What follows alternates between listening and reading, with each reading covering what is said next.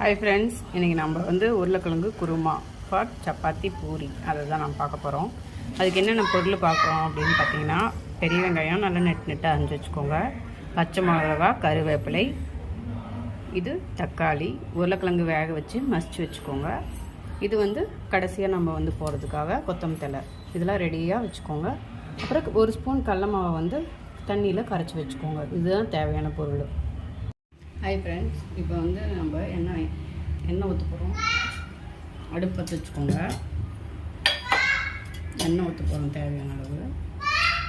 தண்ணி இல்லாமல் வந்தால் பார்த்துக்கோங்க, தண்ணி இருந்துச்சுன்னா வெடிக்கும். கொஞ்சம் எண்ணெய் அதிகமாக ஊற்றிக்கோங்க, ஒரு 4 ஸ்பூன்.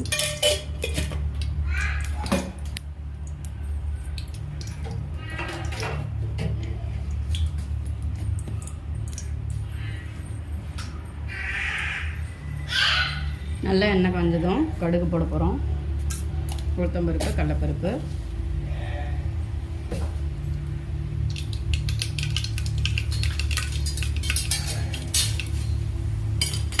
அதுக்கப்புறம் கருவேப்பிலை, பட்டை, லவங்கம்,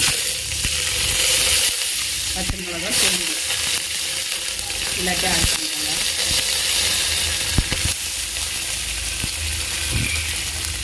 அதுக்கப்புறம் பெரிய வெங்காயம்,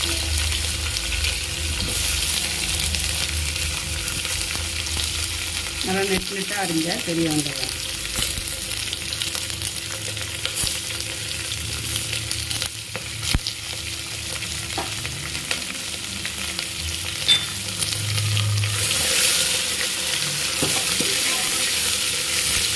நல்லா வணக்கி விட்டுக்கோங்க.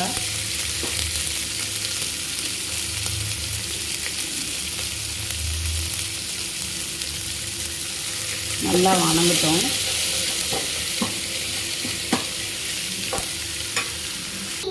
வெங்காயம் நல்லா வணங்கட்டும். நம்ம தக்காளி போட்டுக்கலாம். 3 தக்காளி அரிஞ்சு வச்சுருக்கோம், சின்ன சின்னதாக. எல்லாத்தையும் போட்டு நல்லா வணக்குங்க.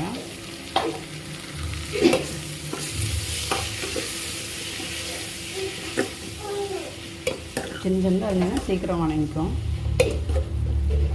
நல்லா வணங்கட்டும்.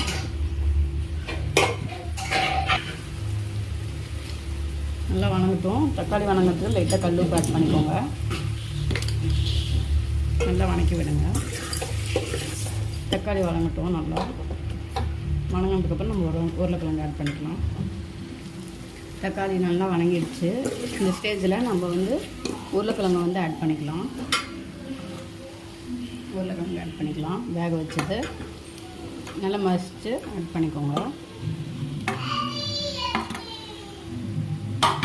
ஆட் பண்ணிவிட்டு கிண்டி விட்டுக்கோங்க.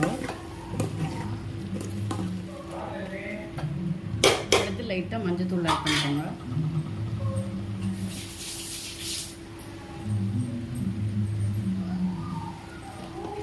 ரொம்ப போடாதீங்க, லைட்டாக ஆட் பண்ணிக்கோங்க மஞ்சள்.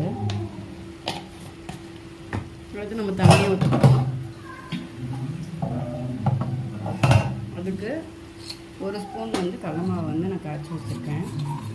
1 ஸ்பூன் போதும். ரொம்ப ஆட் பண்ணிங்கன்னா ரொம்ப கெட்டியாகிடும் குழம்பு. கரைச்சிட்டு ஊற்றிக்கோங்க. ஊற்றிட்டு தண்ணி ஆட் பண்ணிக்கோங்க. எவ்வளோ தண்ணி வேணுமோ அவ்வளோ ஆட் பண்ணிவிட்டு நல்லா கொதிக்க விடுங்க. நல்லா கொதி வரட்டும். நல்லா கொதி வந்துடுச்சு. நான் உங்கள்கிட்ட ஒன்று சொல்ல மறந்துட்டேன். இஞ்சி பூண்டு பேஸ்ட் கொஞ்சம் ஆட் பண்ணிக்கணும் வெங்காயம் வணங்குறப்பயே. அதை மறந்துட்டேன். அப்புறம் தக்காளி 2-3 தக்காளி தேவையில்லை. ஒரு தக்காளி பெரிய தக்காளி இருந்தால் போதும், இல்லைனா சின்ன தக்காளி இருந்தால் 2 போதும்.